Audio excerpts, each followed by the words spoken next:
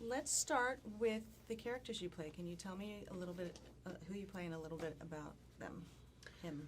So I play Will Traynor, who is a man who appears to have everything when we first meet him in the movie, but he is subject to a very unfortunate accident, and that, I suppose, transforms him into a very, very kind of bitter and twisted, depressed, dark character, really. And I think he kind of remains like that, and he's sort of fed up of people treating him like an invalid. And so he's basically ready to end his life until there's a new breath of fresh air who enters into his life, and her name is...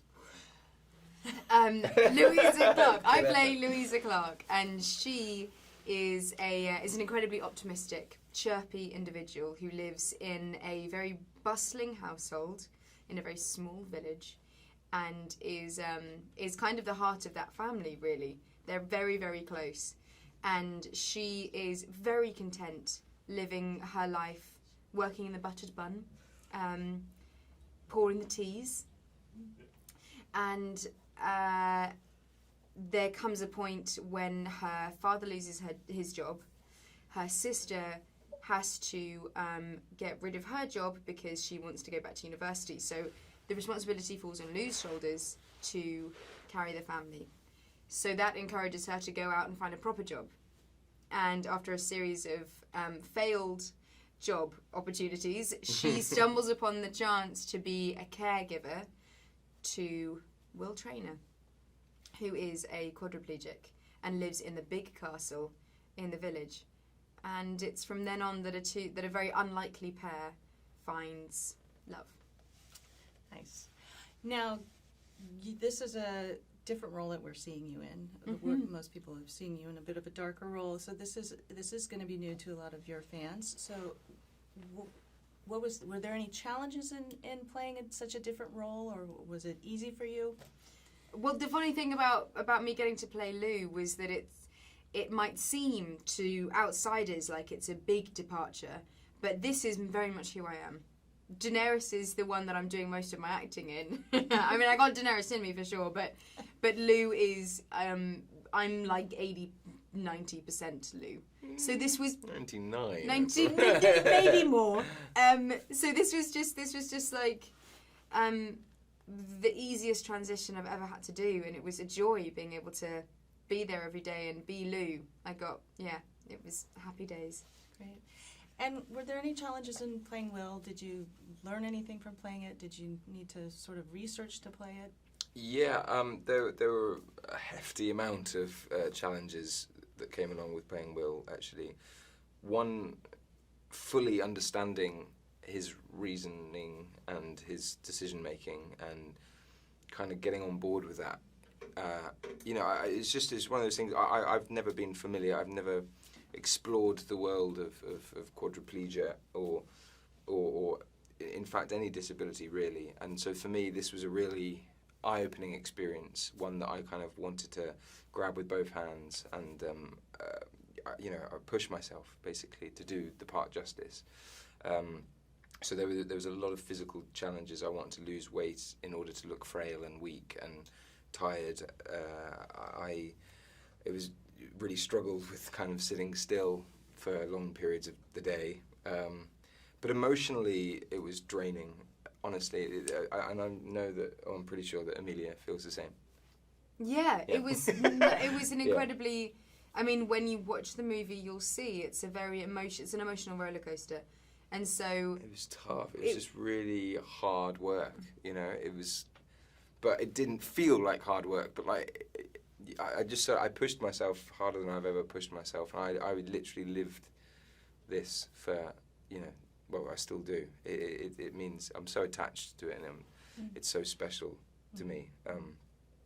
So yeah, it was great. Tough. Now the story, how would you describe this story? I mean, there's humor in it, there's sadness, there's love. I mean, how would you describe it?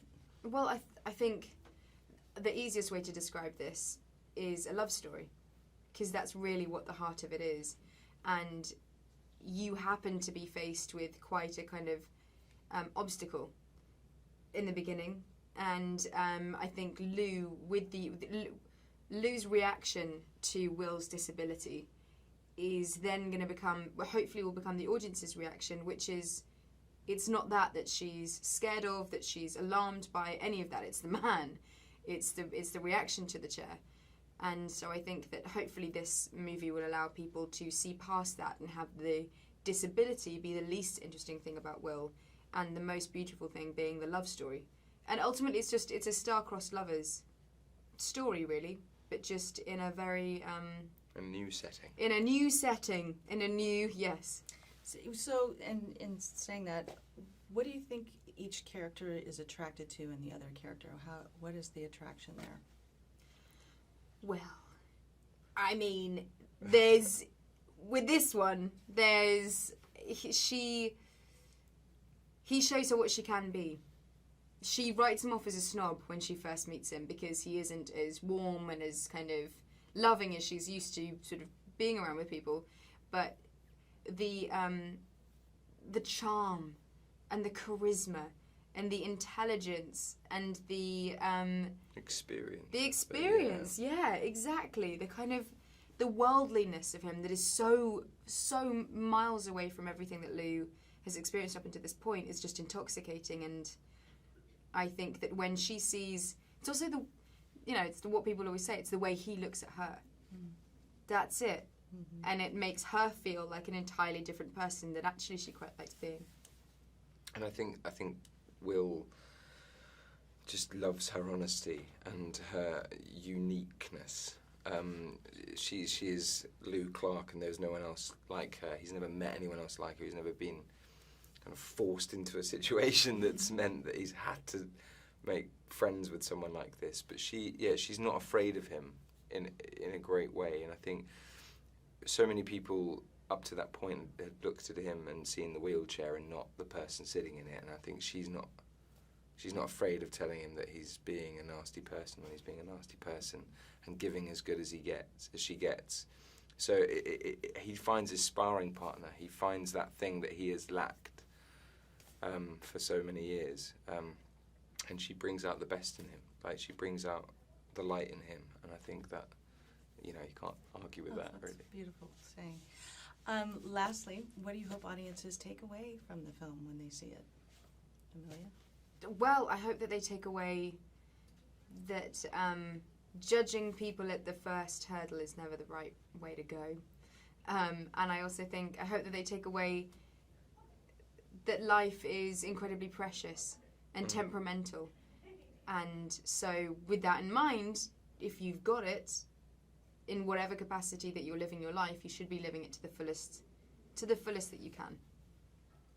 I just think that people shouldn't take things for granted. To be aware of how lucky they are, and to again live life boldly, live